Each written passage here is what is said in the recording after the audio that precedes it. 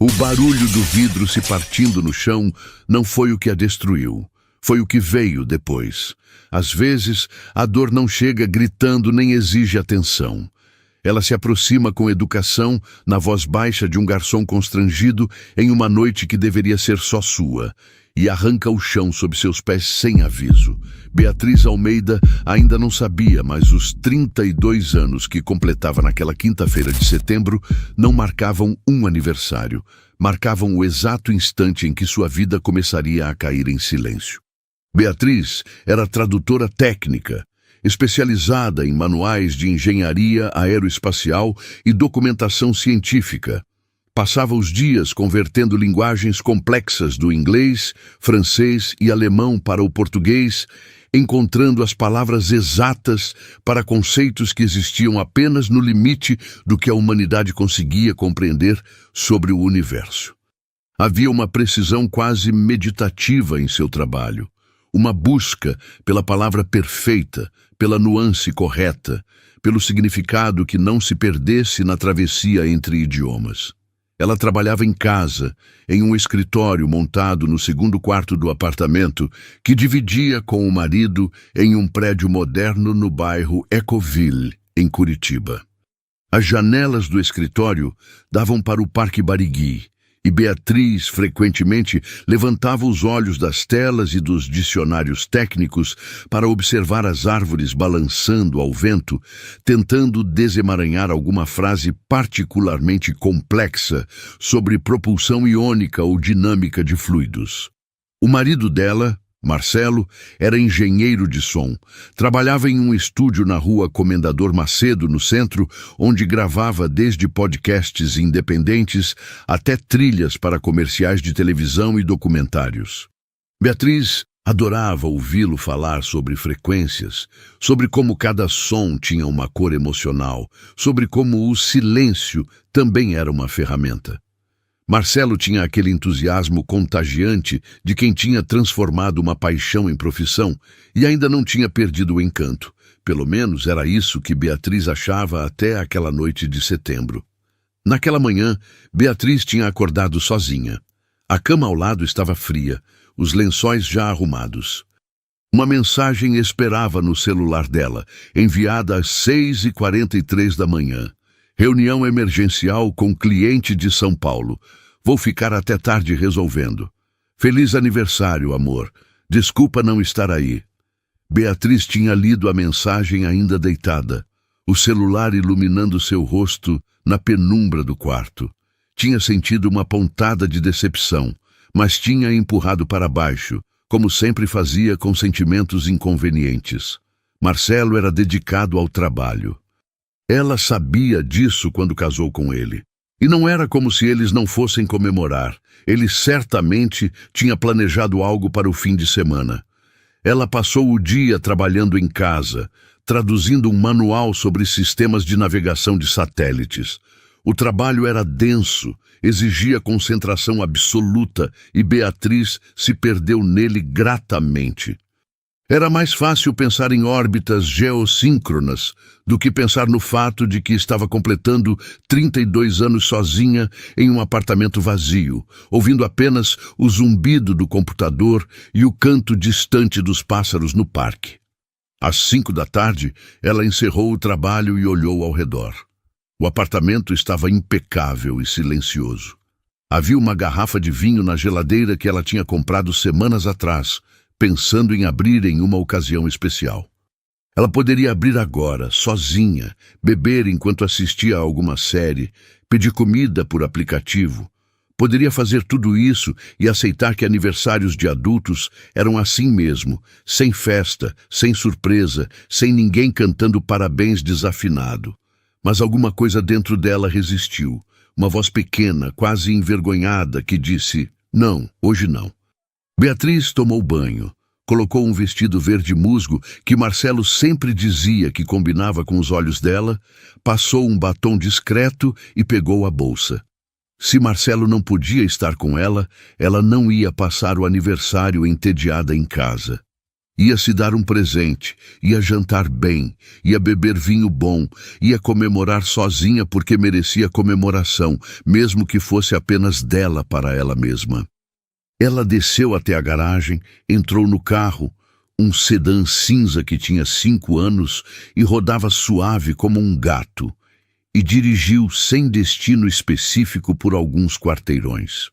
Acabou parando em frente ao Orfeu, um restaurante italiano discreto na rua Amintas de Barros, com mesas de madeira escura, iluminação baixa e um menu que ela tinha olhado online várias vezes, mas nunca tinha tido coragem de visitar. Os preços eram salgados, mas era seu aniversário, e ela estava sozinha. E precisava desse pequeno ato de rebeldia contra a decepção que insistia em bater na porta do peito. O restaurante estava moderadamente cheio. Casais, principalmente. Alguns grupos pequenos. Uma mulher sozinha em uma mesa perto da janela, lendo um livro enquanto tomava vinho tinto. Beatriz pediu uma mesa para um, e a hostess a guiou até um cantinho tranquilo, meio escondido atrás de uma coluna decorada com trepadeiras artificiais. Ela pediu um risoto de fungo e uma taça de Chianti. Quando a comida chegou, ela comeu devagar, saboreando cada garfada, tentando estar presente naquele momento em vez de ficar ruminando sobre onde Marcelo estaria, o que ele estaria fazendo, por que ele não tinha ao menos ligado durante o dia. Estava quase terminando quando o garçom voltou com a conta. Ele era jovem, talvez 20 e poucos anos, de cabelo cacheado preso em um coque baixo. Colocou a conta na mesa, mas não se afastou imediatamente. Ficou parado ali, olhando para Beatriz com uma expressão estranha, como se estivesse travando uma batalha interna. Mais alguma coisa? Beatriz perguntou gentil. O garçom olhou para os lados, verificou se alguém estava ouvindo, então se inclinou ligeiramente. Sua voz saiu baixa, quase um sussurro rouco. Desculpa, eu sei que não é da minha conta, mas... Você conhece um homem chamado Marcelo? O coração de Beatriz saltou. Sim, é meu marido. Por quê? O garçom fechou os olhos por um segundo, como se reunindo coragem. Ele está aqui, no salão privado nos fundos. Eu vi quando eles chegaram. Ele está com uma mulher e... Desculpa mesmo, mas achei que você deveria saber. Ele deu um anel para ela. Vi quando abriu a caixa. O mundo de Beatriz inclinou no eixo. Ela ficou encarando o garçom, tentando processar as palavras que tinham acabado de sair da boca dele, mas era como se elas estivessem em um idioma que ela não dominava, cheias de fonemas que ela não conseguia decodificar. O quê? Foi tudo que ela conseguiu dizer. Sinto muito. O garçom parecia genuinamente angustiado. Eu não sabia se devia falar, mas se fosse comigo, eu gostaria de saber. Dele se afastou rapidamente, deixando Beatriz sozinha com a conta e com uma bomba que tinha acabado de explodir silenciosamente dentro do peito dela. Por um momento, ela não se moveu. Ficou sentada, olhando para o prato vazio na frente dela, para a taça de vinho pela metade, para a vela tremulante na mesa. Seu cérebro estava processando em câmera lenta. Marcelo, aqui, com uma mulher, um anel. Não podia ser verdade, tinha que haver um erro. Talvez fosse outra pessoa. Talvez o garçom tivesse confundido. Mas então ela lembrou. A mensagem da manhã. Reunião emergencial. As mensagens cada vez mais vagas, os fins de semana que ele passava no estúdio, as vezes que ela ligava e ele demorava a atender, a voz sempre levemente tensa quando finalmente atendia. Beatriz colocou dinheiro suficiente para cobrir a conta e uma gorjeta generosa, levantou-se com as pernas trêmulas e caminhou em direção aos fundos do restaurante. Havia um corredor estreito que levava aos banheiros e aos salões privados. A iluminação era ainda mais baixa ali, as paredes cobertas com papel de parede vinho e quadros de paisagens toscanas. 3 portas. A primeira tinha uma plaquinha dourada, Salão Firenze. A segunda, Salão Verona. A terceira, Salão Siena. Beatriz parou na frente da primeira porta. Havia uma pequena janela redonda no topo, do tipo que se vê em cozinhas de restaurantes. Ela se aproximou, ficou na ponta dos pés e olhou. O salão estava vazio. Ela foi até a segunda porta, fez o mesmo, também vazio. A terceira porta, Salão Siena. Beatriz respirou fundo, ficou na ponta dos pés e olhou pela janelinha. E viu. Marcelo estava sentado em uma cadeira, inclinado para a frente, as mãos segurando as mãos de uma mulher sentada de frente para ele. A mulher estava rindo, a cabeça jogada ligeiramente para trás, os cabelos castanhos caindo em ondas pelos ombros. Sobre a mesa, entre eles, uma caixinha de veludo aberta. Mesmo da distância, Beatriz podia ver o brilho do que estava dentro. Marcelo levantou a mão da mulher e beijou os dedos dela, um gesto tão íntimo, tão carregado de afeto, que Beatriz sentiu como se tivesse levado um soco no estômago. E então, a mulher virou o rosto ligeiramente, provavelmente para pegar a taça de vinho que estava na mesa, e Beatriz viu o perfil dela. Raquel Mendes, a esposa do primo dela. Beatriz teve que colocar a mão na parede para não cair.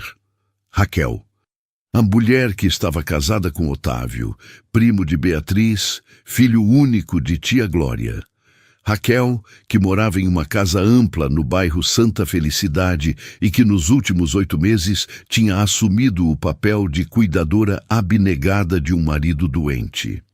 Otávio tinha sofrido um aneurisma cerebral no ano anterior. A cirurgia tinha sido bem-sucedida, mas ele tinha ficado com sequelas significativas. Perda parcial de memória, dificuldade de concentração, fadiga crônica. A família toda tinha se mobilizado. Tia Glória passava os dias na casa deles ajudando. Beatriz visitava quando podia. E Raquel era a esposa perfeita, paciente, dedicada. Sempre falando sobre como estava difícil, mas que ela jamais abandonaria Otávio, que o amor verdadeiro era isso, era estar ao lado da pessoa nos momentos piores, e agora ela estava ali, rindo, recebendo um anel de noivado, do marido de Beatriz, no aniversário de Beatriz. Beatriz levantou o celular com as mãos tremendo tanto que quase deixou cair. Tirou uma foto através da janelinha. A imagem ficou levemente embaçada, mas dava para ver. Dava para ver tudo. Ela guardou o celular e se afastou da porta, andando de costas como se temesse que, se virasse, eles pudessem de alguma forma sentir sua presença e sair correndo atrás dela. Ela andou pelo corredor, atravessou o restaurante, passou pela hostess que disse algo que Beatriz não escutou, empurrou a porta de vidro e saiu para a rua. O ar frio da noite de setembro bateu no rosto dela como um tapa. Ela parou na calçada, olhando para o fluxo de carros passando na rua, as luzes vermelhas e brancas borrando na visão dela. E então, finalmente, ela conseguiu respirar. Uma respiração profunda, dolorida, como se tivesse ficado debaixo d'água por tempo demais. Ela caminhou até o carro, entrou, fechou a porta e ficou sentada ali no escuro, as mãos no volante, olhando para o para-brisa, sem ver nada. Marcelo e Raquel. Seu marido e a esposa do primo dela. Um anel, no dia do aniversário dela. Beatriz não chorou. O choque era grande demais para lágrimas. Ela apenas ficou sentada ali, tentando reorganizar o mundo dentro da cabeça, tentando encaixar essas novas informações em uma realidade que fazia sentido. Mas não encaixava. Nada encaixava. Ela dirigiu para casa no piloto automático. Não lembrava de ter virado em cada esquina, de ter parado em cada sinal. Só lembrava de repente, estar na garagem do prédio, desligando o motor, ouvindo o silêncio que vinha depois. Subiu até o apartamento e parou na porta. A chave na mão parecia estranhamente pesada. Ela abriu a porta, entrou, acendeu as luzes. Tudo continuava igual. A mesma sala, O mesmo sofá bege, a mesma estante com livros técnicos e dicionários. A mesma foto deles na parede, tirada na lua de mel em Bariloche 3 anos atrás, os dois sorrindo com montanhas nevadas ao fundo. Beatriz deixou a bolsa cair no chão, caminhou até o sofá e se sentou. Ficou ali, olhando para a parede em branco na frente dela, enquanto os pensamentos finalmente começavam a se organizar em algo parecido com lógica.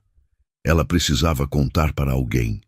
Precisava contar para Otávio. Ele tinha o direito de saber que a esposa dele estava traindo ele, que estava recebendo anéis de noivado de outro homem enquanto fingia estar dedicada a cuidar dele.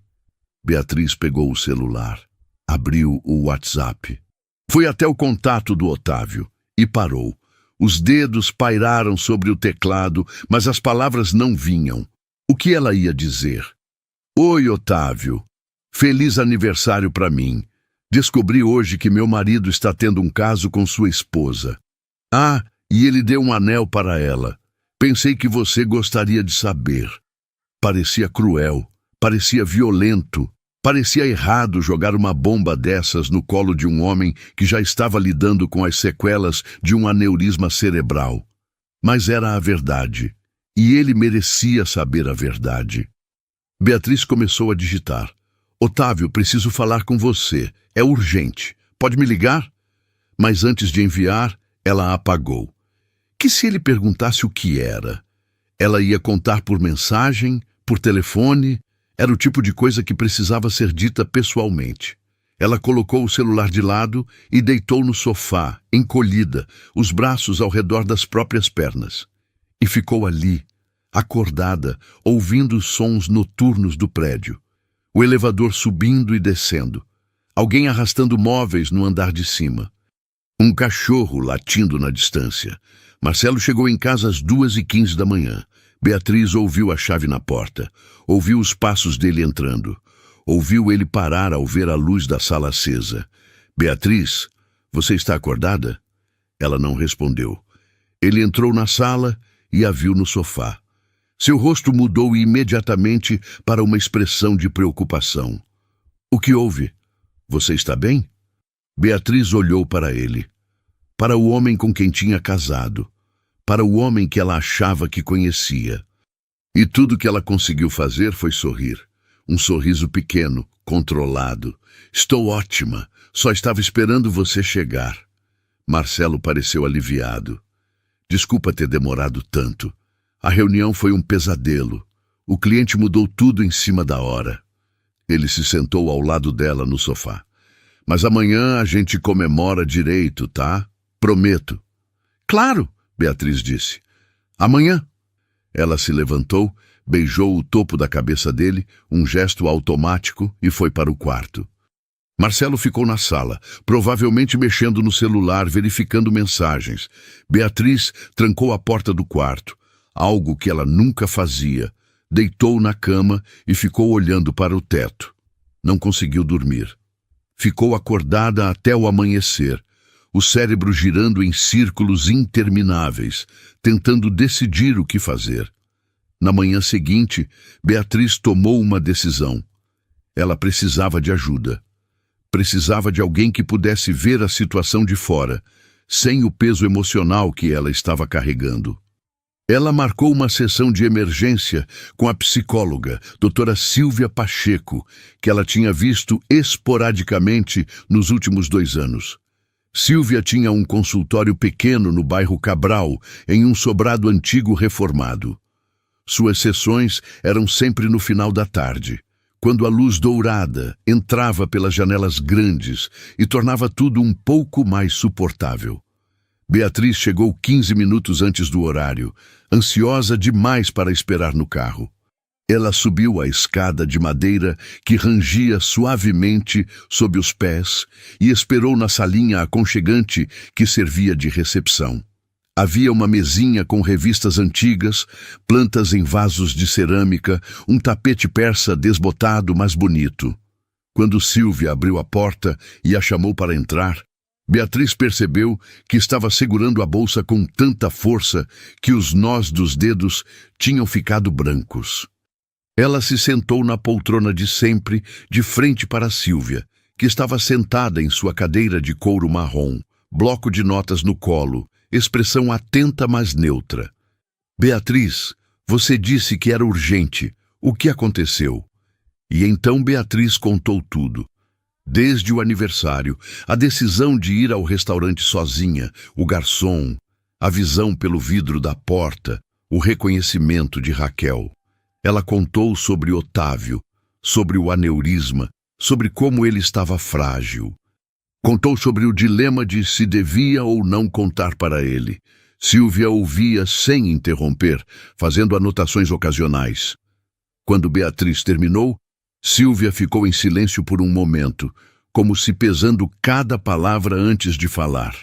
Você está com medo de contar para o Otávio porque acha que isso pode prejudicar a saúde dele, Sílvia disse. Não era uma pergunta. Sim, ele já passou por tanta coisa. E se isso causar outro aneurisma? E se for demais para ele aguentar? Beatriz, posso fazer uma pergunta difícil? Claro. Você realmente está preocupada com a saúde do Otávio ou está preocupada com o que acontece se você for a mensageira dessa notícia? Beatriz parou. O que você quer dizer? Muitas vezes, quando estamos diante de uma verdade difícil, nós criamos razões para não revelá-la. Dizemos que estamos protegendo os outros, quando na verdade estamos protegendo a nós mesmos. Da culpa, do conflito, das consequências. Beatriz sentiu as palavras como um espelho apontado diretamente para ela. Você acha que eu deveria contar? Eu acho que você precisa fazer a pergunta certa. A pergunta não é, devo contar? A pergunta é, Otávio tem o direito de saber? E ali, naquela sala silenciosa, com luz dourada entrando pelas janelas, Beatriz finalmente entendeu. Claro que Otávio tinha o direito de saber. Não importava o quão doloroso fosse. Não importava o quanto pudesse magoá-lo. Ele estava vivendo uma mentira, e ela tinha a informação que podia libertá-lo dessa mentira. Ela saiu do consultório de Sílvia com uma clareza fria. Ela ia contar para Otávio, mas ia fazer pessoalmente. Ia olhar nos olhos dele e dar a ele o respeito que a situação exigia. Beatriz dirigiu diretamente da sessão para a casa de Otávio e Raquel. Era um fim de tarde luminoso, o céu ainda claro, as árvores da santa felicidade balançando suavemente na brisa. A casa era bonita, em estilo colonial, com jardim frontal e uma varanda ampla. O carro de Raquel não estava na garagem. Beatriz verificou a hora. 6:30. Raquel provavelmente estava em uma de suas aulas de pilates ou no salão. Ela sempre ia ao salão às sextas. Beatriz estacionou, saiu do carro e tocou a campainha. Nada. Tocou de novo. Esperou. A porta se abriu. E Otávio estava ali, de pé, sozinho, sem bengala, sem qualquer apoio. Beatriz piscou, confusa. Otávio? Ele sorriu. Não um sorriso feliz, um sorriso cansado, triste, de quem já sabe o que está por vir. Oi, Bia, pode entrar. Beatriz entrou devagar, os olhos grudados nele. Otávio caminhou até a sala, os movimentos seguros, sem hesitação. Ele se sentou no sofá e apontou para a poltrona em frente. Senta. Beatriz sentou, mas não conseguia parar de olhar para ele. Você está andando, sem ajuda. Estou. Mas, como? Raquel disse que você ainda tinha fadiga crônica, que não conseguia ficar de pé por muito tempo. Otávio deu uma risada curta, sem humor. Raquel disse muita coisa, a maioria mentira. O coração de Beatriz acelerou. O que você quer dizer? Otávio se inclinou para a frente, as mãos entrelaçadas entre os joelhos. Bia, por que você veio aqui hoje? Eu preciso te contar uma coisa. Sobre a Raquel. Ela está tendo um caso com seu marido. Beatriz ficou paralisada. Você já sabe? Sei há 5 meses. O mundo de Beatriz girou de novo. Como? Otávio se levantou e caminhou até a janela, olhando para o jardim lá fora. Quando eu tive o aneurisma foi grave, mas a recuperação foi muito melhor do que os médicos esperavam. Em 3 meses, eu já estava praticamente normal. Ainda tinha uns efeitos colaterais, mas nada que me impedisse de viver uma vida normal. Então, por quê? Por que eu fingi que estava pior? Otávio completou. Ele se virou para ela. Porque comecei a desconfiar da Raquel. Pequenas coisas, o jeito que ela sorria para o celular, as saídas cada vez mais frequentes. E eu pensei, se eu fingir que ainda estou doente, se eu fingir que ainda preciso dela, talvez eu descubra a verdade. Beatriz estava atordoada. Você fingiu por 5 meses, 5 meses e meio, e funcionou. Raquel relaxou. Achou que eu era incapaz de perceber qualquer coisa. Começou a ser descuidada. Eu contratei um investigador particular. Ele me deu tudo. Fotos, vídeos, registros de mensagens, ligações, tudo. Por que você não confrontou ela? Por que não falou nada? Otávio voltou para o sofá e se sentou. Porque eu descobri que era maior do que uma simples traição, Bia. É um golpe. Raquel está tentando me roubar. Beatriz sentiu o chão desaparecer sob seus pés. Como assim? Você sabe que meu pai morreu há 2 anos e me deixou uma parte considerável de imóveis comerciais. Prédios, salas comerciais, lojas. É uma fortuna. E por contrato, como eu fiquei doente, Raquel conseguiu uma procuração para administrar tudo em meu nome. Meu Deus, ela está vendendo, aos poucos, transferindo o dinheiro para contas em nome dela. Com a ajuda do seu marido, que é engenheiro de som, mas aparentemente também sabe alguma coisa sobre lavagem de dinheiro. Beatriz colocou a mão na boca. Marcelo está envolvido nisso? Totalmente. Eles planejavam esvaziar minha conta, vender tudo e desaparecer juntos. Provavelmente para outro país. Portugal, talvez. Raquel adora Portugal. Você tem provas? Otávio pegou um tablet que estava na mesinha de centro e deslizou para Beatriz. Tudo aqui. Contratos de venda fraudulentos, transferências bancárias, mensagens entre eles discutindo quanto já conseguiram e quanto ainda falta. Tem até passagens aéreas compradas para daqui a 2 meses. Beatriz olhou para a tela, as palavras e números se misturando na frente dos olhos. Era tudo tão absurdo, tão surreal, que ela não conseguia processar. Por que você está me mostrando isso? Ela finalmente perguntou. Porque daqui a 4 semanas, Raquel e eu fazemos 10 anos de casados. E minha mãe está organizando uma festa. Grande. Vai ter toda a família, amigos, alguns dos inquilinos dos prédios, advogados, contadores. Todos que importam vão estar lá. E... Otávio sorriu. Mas era um sorriso frio, calculado. E eu vou expor tudo naquela noite, na frente de todo mundo. Vou mostrar as provas, vou chamar a polícia e vou garantir que Raquel e Marcelo paguem pelo que fizeram. Beatriz engoliu seco. Você quer que eu esteja lá? Quero, porque você também é vítima. E porque quando tudo vier à tona, você vai precisar de testemunhas de que não sabia de nada, de que você mesma foi enganada. Beatriz olhou para o tablet, depois para Otávio. Como você aguentou? Como você fingiu por tanto tempo? Otávio suspirou. Porque a raiva é um combustível poderoso, e porque cada dia que eu fingia me dava mais informações. Mais provas, mais certeza de que quando tudo caísse, eles não teriam para onde correr. Beatriz ficou em silêncio por um longo momento. O que você quer que eu faça até lá?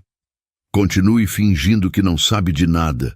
Continue sendo a esposa confiante. Não dê nenhum sinal para Marcelo de que você está ciente de alguma coisa, porque se ele desconfiar, eles vão acelerar os planos e sumir antes que eu consiga pará-los. Eu não sei se consigo fazer isso. Você consegue, porque a alternativa é eles saírem impunes. É Marcelo te deixar sem um centavo. É Raquel viver feliz com dinheiro roubado. Você consegue, Bia. Eu sei que consegue. Beatriz saiu da casa de Otávio em um estado de choque profundo. Dirigiu de volta para casa no automático, a mente tentando processar a enormidade do que tinha acabado de descobrir. Não era só traição. Era fraude, era roubo, era um plano cuidadosamente orquestrado para destruir Otávio financeiramente e desaparecer. E Marcelo estava no centro disso. Quando chegou em casa, Marcelo estava na sala, mexendo no notebook. Ele levantou os olhos quando ela entrou. Onde você estava?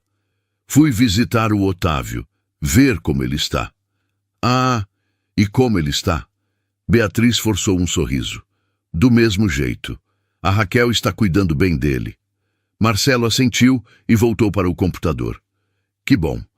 Beatriz foi para o quarto, trancou a porta, sentou na beira da cama e ficou olhando para as próprias mãos. Elas estavam tremendo.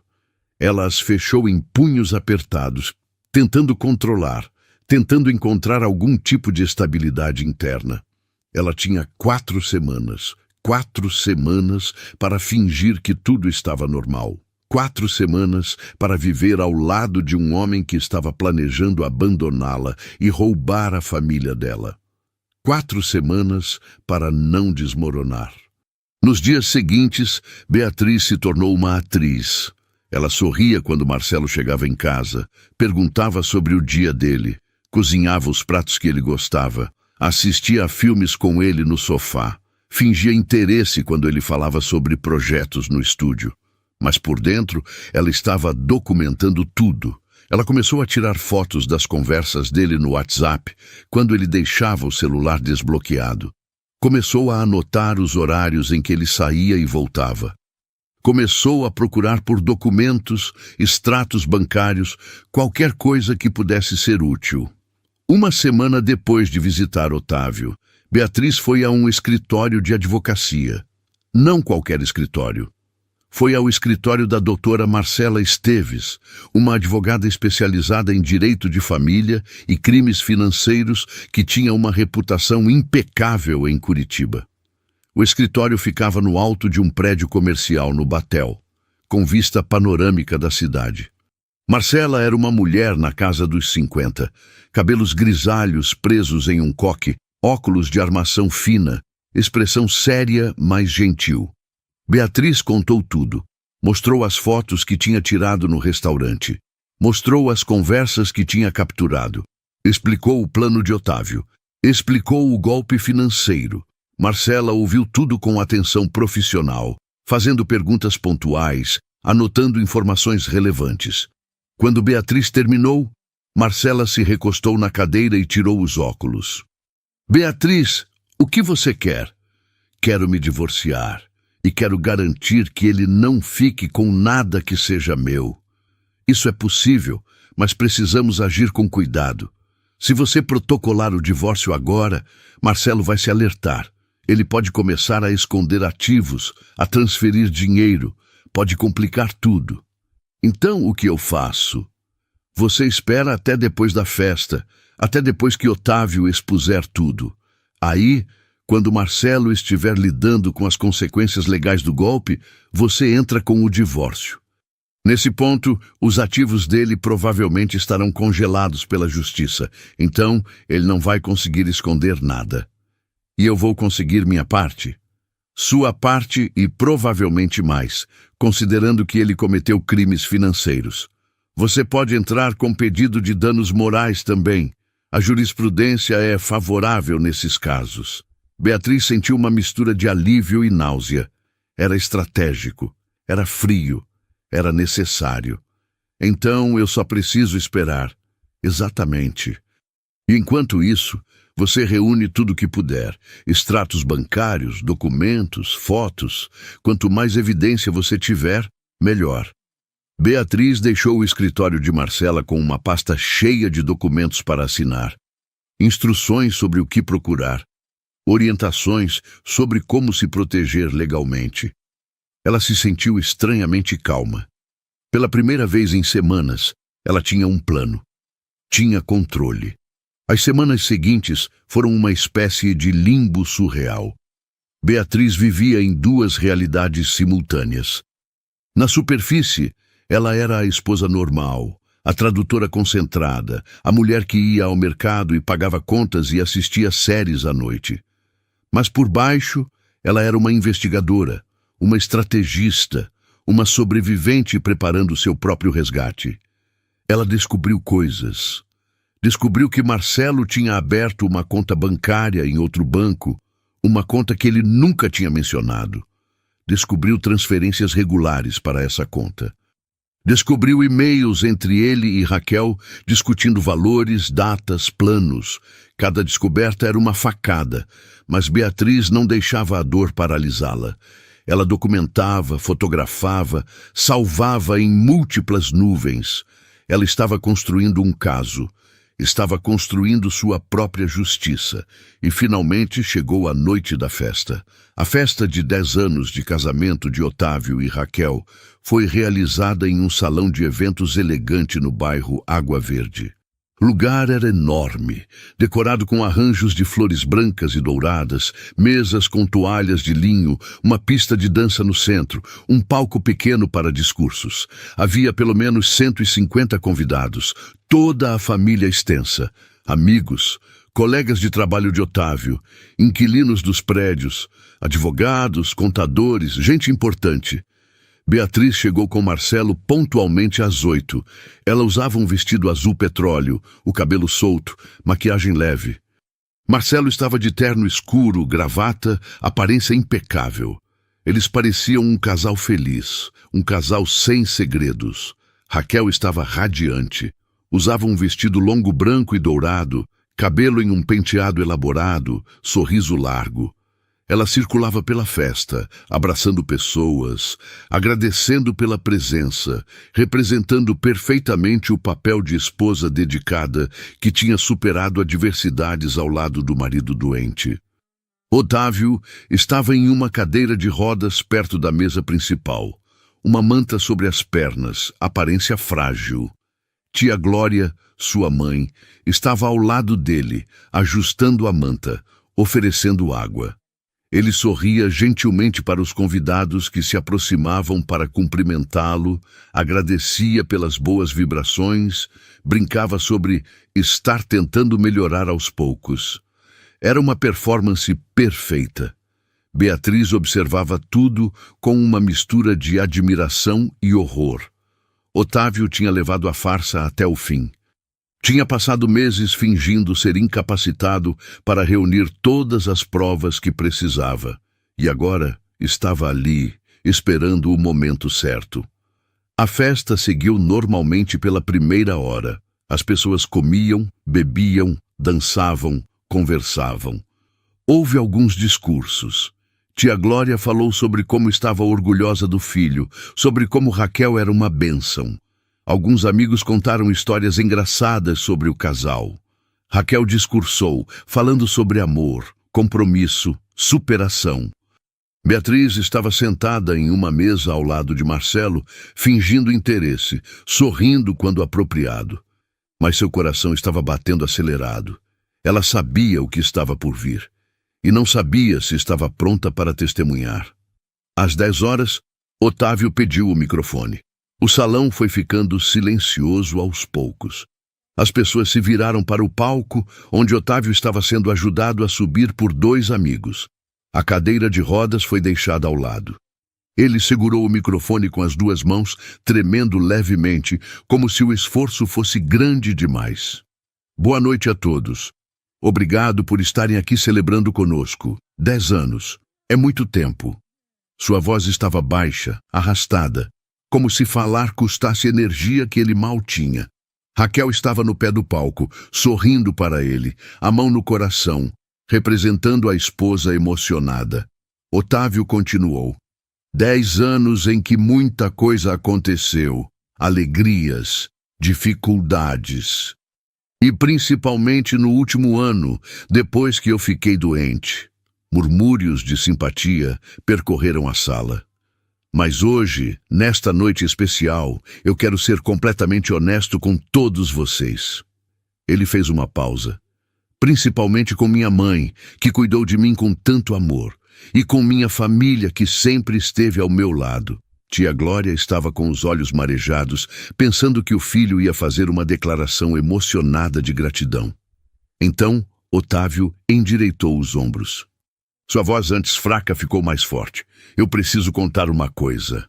Eu não estou doente. Silêncio. Eu fingi por 6 meses. Fingi porque descobri que minha esposa estava me traindo e me roubando. O salão explodiu em murmúrios. Raquel ficou pálida. Marcelo, sentado ao lado de Beatriz, engasgou com a bebida. Otávio fez um sinal e a tela atrás dele acendeu. A primeira imagem era uma foto de Raquel e Marcelo entrando em um motel. A data estava claramente visível. Era de 3 meses atrás. Minha esposa está tendo um caso com Marcelo Andrade, marido da minha prima Beatriz. Todos os olhos se voltaram para a mesa onde Beatriz e Marcelo estavam. Beatriz manteve a expressão neutra, mas Marcelo estava vermelho, os olhos arregalados. A próxima imagem. Raquel e Marcelo em um restaurante, inclinados sobre uma mesa, mãos entrelaçadas. A próxima. Uma captura de tela de mensagens entre os dois, discutindo quanto tempo até conseguirmos vender tudo e sair daqui. Otávio continuou, sua voz agora firme, controlada, cheia de uma raiva fria. Mas não é só traição, é fraude. Raquel usou uma procuração que obteve quando eu estava doente para vender imóveis que meu pai me deixou. Já vendeu 6 propriedades, transferiu mais de 2 milhões de reais para contas pessoais. Com a ajuda do Marcelo, que configurou um sistema de transferências para dificultar o rastreamento. A tela mostrou documentos, contratos de venda, extratos bancários com as transferências circuladas em vermelho, mensagens entre Raquel e Marcelo discutindo estratégias para não levantar suspeitas. O salão estava em choque absoluto. Algumas pessoas tinham levantado, tentando ver melhor. Outras estavam com as mãos cobrindo a boca. Tia Glória tinha desabado em uma cadeira, em choque. Raquel tentou subir no palco. Otávio, isso é ridículo. Isso é mentira. Eu nunca... Não minta mais, Raquel. Otávio a interrompeu. Sua voz cortou o ar como uma lâmina. Não na frente de todas essas pessoas que você enganou, que você usou, que você roubou. Ele fez outro sinal e 2 policiais que estavam discretamente posicionados perto da entrada avançaram. Raquel Mendes, você está sendo detida por suspeita de fraude, apropriação indébita e falsificação de documentos. Raquel recuou, os olhos arregalados de pânico. Não, isso é um erro. Otávio, por favor. Os policiais a alcançaram. Uma policial segurou o braço dela gentilmente, mas firmemente. Senhora, por favor, coopere. Raquel começou a chorar. Não lágrimas delicadas como as que ela tinha ensaiado. Lágrimas reais, desesperadas, feias. Marcelo! Ela gritou procurando por ele na multidão. Marcelo, faz alguma coisa!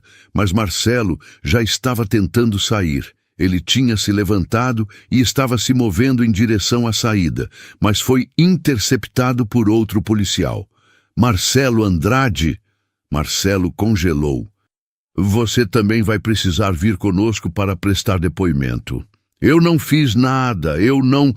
Marcelo começou, mas o policial já estava lendo seus direitos. Beatriz assistiu tudo de sua cadeira sem se mover. As pessoas ao redor estavam em caos. Algumas gritando, outras chorando, algumas gravando no celular. O salão inteiro tinha virado um circo. Mas Beatriz estava calma. Ela tinha visto isso vir, tinha se preparado. E agora estava assistindo seu casamento implodir em público, e tudo o que sentia era uma clareza gelada. Marcelo foi levado algemado. Raquel também. Os 2 foram escoltados para fora do salão enquanto convidados se afastavam como se estivessem contaminados. Otávio desceu do palco, agora andando normalmente, sem qualquer sinal de fraqueza. Ele caminhou diretamente até Beatriz. O salão inteiro observava. "Desculpa por fazer isso aqui", ele disse baixo. Mas era a única forma de garantir que todo mundo soubesse a verdade. Beatriz assentiu. "Eu sei. Obrigada por me avisar antes." Tia Glória se aproximou em lágrimas. "Beatriz, querida, eu não sabia. Juro que não sabia de nada." "Eu sei, tia. Ninguém sabia. Era esse o plano deles." As semanas seguintes foram um furacão. A história vazou imediatamente. Estava em todos os jornais locais. Mulher finge cuidar de marido doente enquanto rouba milhões. Engenheiro de som ajudou esposa de primo em esquema de fraude. Festa de aniversário vira cena de prisão em Curitiba. Beatriz protocolou o divórcio 3 dias depois da festa. Com Marcelo detido e investigado, não houve contestação. Os ativos dele foram congelados, as contas foram auditadas. Encontraram mais de R$ 400 mil que ele tinha escondido, planejando levar quando fugisse com Raquel. O processo foi rápido. 2 meses depois, Beatriz estava oficialmente divorciada. Ela ficou com o apartamento, metade dos bens que eram legítimos e uma indenização considerável por danos morais. Raquel foi condenada a 8 anos de prisão por fraude qualificada, apropriação indébita e formação de quadrilha. Marcelo recebeu 5 anos por participação no esquema. Ambos teriam que devolver todo o dinheiro roubado ao Otávio, mais juros e correção. Mas para Beatriz, a justiça legal era menos importante do que a justiça pessoal. Ela tinha sobrevivido. Tinha se recusado a ser a vítima silenciosa, tinha lutado. E agora estava pronta para recomeçar. 3 meses após o divórcio, Beatriz fez algo que tinha pensado em fazer há anos. Ela se candidatou a uma vaga em uma agência de tradução internacional em Porto Alegre. Era uma posição sênior, com um salário generoso, trabalhando com documentação científica para a Agência Espacial Europeia. Ela foi aceita. Uma semana depois, Beatriz estava fazendo as malas. Doou metade dos móveis. Vendeu o que não precisava. Levou apenas o essencial: roupas, livros, seus dicionários técnicos, as coisas que realmente importavam. No último dia em Curitiba, ela visitou Otávio. Ele estava bem, realmente bem. Tinha retomado o controle dos negócios. Estava processando os advogados que Raquel tinha corrompido. Estava reconstruindo. "Você vai ficar bem?" Beatriz perguntou. "Vou. E você?" "Também vou." Eles se abraçaram. Não era um abraço de família apenas. Era um abraço de 2 pessoas que tinham atravessado o inferno juntas e saído do outro lado. "Obrigada por ter acreditado em mim naquela noite", Otávio disse. "Por não ter duvidado quando te contei o plano. Obrigada por ter me incluído. Por não ter me deixado ser cúmplice involuntária deles." Beatriz dirigiu para Porto Alegre em um dia ensolarado de dezembro.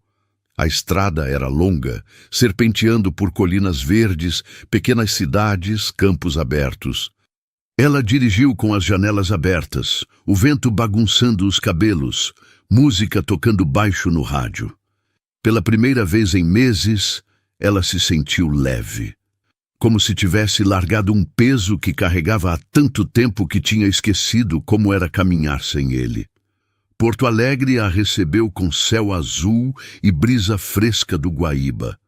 Seu novo apartamento ficava em um prédio no bairro Moinhos de Vento, com vista para o rio. Era pequeno, mas todo dela. Cada canto, cada móvel, cada decisão. No primeiro dia de trabalho na nova agência, Beatriz se sentou em sua mesa, olhando para a tela do computador, onde já havia 3 projetos aguardando tradução. Um manual sobre sistemas de propulsão de foguetes, um relatório sobre observações de exoplanetas, um guia técnico sobre instrumentação orbital. Ela sorriu. Ali estava ela novamente. convertendo linguagens, encontrando as palavras certas, construindo pontes entre mundos diferentes. Mas desta vez, ela não estava apenas traduzindo textos. Estava traduzindo a própria vida. Estava pegando os pedaços quebrados de quem tinha sido e transformando em algo novo, algo mais forte, algo mais verdadeiro. 6 meses depois, em uma tarde quente de verão, Beatriz estava sentada em um café à beira do Guaíba, trabalhando em um laptop, traduzindo um artigo sobre física quântica, quando seu celular vibrou. Uma mensagem de Otávio. "Como você está?" Ela sorriu e respondeu: "Bem, de verdade." E era verdade. Beatriz tinha perdido muita coisa. Tinha perdido o casamento, tinha perdido a ideia de quem achava que era, tinha perdido a inocência que vem de acreditar que conhecemos as pessoas que amamos. Mas em troca, tinha ganhado algo muito mais valioso. Tinha ganhado a si mesma de volta. Ela fechou o laptop, pegou o copo de suco de maracujá e olhou para o rio. O sol estava começando a descer, pintando a água de tons dourados e alaranjados. Alguns barcos passavam lentamente. Pássaros voavam baixo sobre a superfície. Beatriz respirou fundo, sentindo o ar quente e úmido entrar nos pulmões. E pensou em tudo que tinha acontecido desde aquela noite no restaurante, quando um garçom constrangido tinha sussurrado palavras que mudaram tudo. Tinha doído? Sim, mais do que ela achava que conseguiria suportar. Tinha valido a pena? Beatriz olhou ao redor. Para o rio, para a cidade que tinha escolhido, para o café onde trabalhava agora, para a vida que tinha construído com as próprias mãos, pedra por pedra. Sim, tinha valido cada lágrima, cada noite sem dormir, cada momento de dúvida, porque ela tinha aprendido algo que nenhum casamento feliz poderia ter ensinado. Tinha aprendido que era capaz de sobreviver ao pior, que era capaz de escolher a verdade mesmo quando ela destruía tudo, que era capaz de recomeçar quantas vezes fossem necessárias. Ela tinha aprendido que a coragem não é a ausência do medo, é continuar caminhando mesmo quando cada passo parece impossível.